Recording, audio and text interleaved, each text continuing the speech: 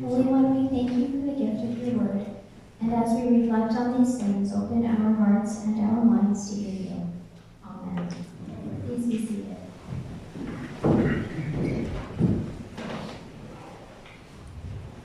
The story of David and Goliath is one that all of us know. Even those outside of the church know it. It is often viewed as the classic underdog story, where the weaker, smaller character, in this case David the shepherd, defeats the mighty opponent, the giant Goliath. It is often referenced in popular culture when we hear of a small grocery store winning out over the big box store, or when the scrawny child stands up to the big bully. But this typical interpretation, the one many of us grew up with, actually misses the point of the narrative. And because of this, it misses its message for us today. As we come to this reading, the narrator wants us to see David and Goliath as opposing characters. David is the youngest son of Jesse, and Saul calls him just a boy.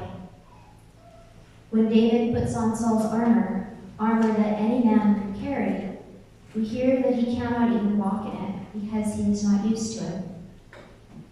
The narrator is characterizing David as being someone without strength, someone who is definitely not a warrior and not protected by a warrior's armor. He is nothing more than a young shepherd boy. Goliath is the complete opposite. The narrator uses exaggeration to help us see him as larger than life. He, unlike David, can wear armor. But not just any armor, huge, metallic, heavy armor. Goliath's height was 6 cubits in a span. He had a helmet of bronze on his head, and he was armed with a coat of mail. The weight of the coat was 5,000 shekels of bronze. He had greaves of bronze on his legs, and a javelin of bronze slung between his shoulders. The shaft of the spear was like a weaver's beam, and his spear in his head weighed 600 shekels of iron.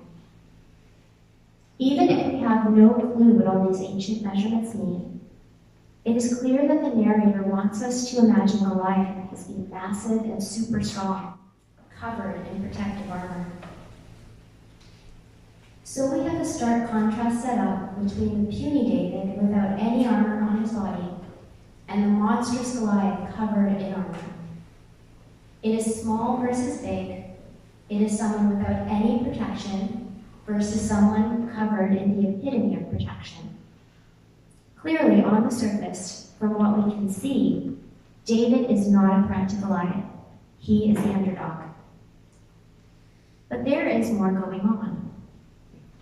The narrator wants us to see beyond the superficial assessment to something deeper.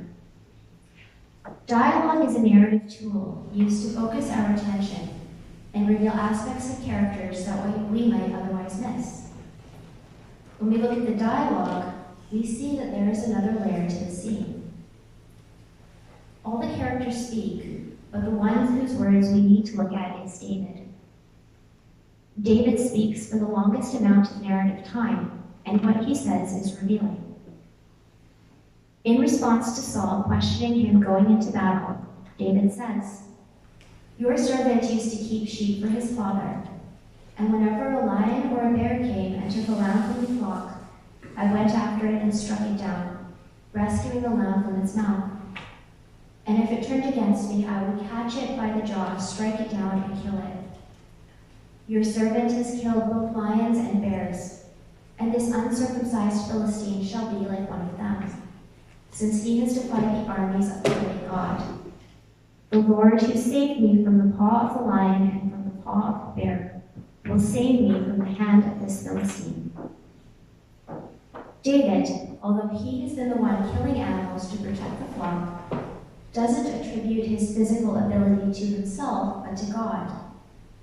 He is saying that everything he has accomplished has been because of God. God has protected him and saved him. No other character in this scene speaks such theology. No other character in this scene demonstrates faith like this. Even Saul, the king chosen by God, after hearing David's words and saying to David, "The Lord go with you," still gives David armor. He still gives David something to protect him. Saul doesn't seem to have faith in what David says. Saul still thinks David needs armor, but David knows he already has armor. He already has protection, and that protection comes from God. And it is when we overlook this detail that we miss the point of this story. The underdog is not David, although we might think he is because of his outward appearance. But the underdog is, in fact, Goliath. Yes, Goliath has physical strength. Yes, he has protective armor, but he does not have God. He does not have the protection of the Lord of Israel, protection that David has. This narrative is not about a little boy triumphing over a giant, but it is about the protection, the support, the care offered by the Lord to those who believe in him. A protection that makes all who have faith stronger, more powerful, more triumphant than even the biggest armor-clad giants. When we focus on this aspect of the narrative, it is clear that it has a lot to say to us today. It is a call for us not to put our trust in outward things like money, big houses, success, in all the things the world tells us we need to protect ourselves, to be our armor against the giants that threaten us. Instead, the only thing we need is God. We must be like David. When we look back on our lives and all that we have endured, can we recognize that we didn't survive because of ourselves, but because God was with us? God helped us through the tough times. God was there. And as we face the many Goliaths on the horizon, can we remember that as God helped us in the past, so God will help us in the future? That our strength and endurance comes from God, not from anything we have, not from ourselves, not from ourselves. It is all from God. Although today's first reading is familiar, and we might think we know it well, know exactly what it is about, we must look deeper. We must look beyond the superficial big versus small, beyond the typical interpretation, to see that the underdog is not David, but it is Goliath. With faith like David's, he was always going to win the battle. So the question this narrative leaves us with is this: can we be like David and live knowing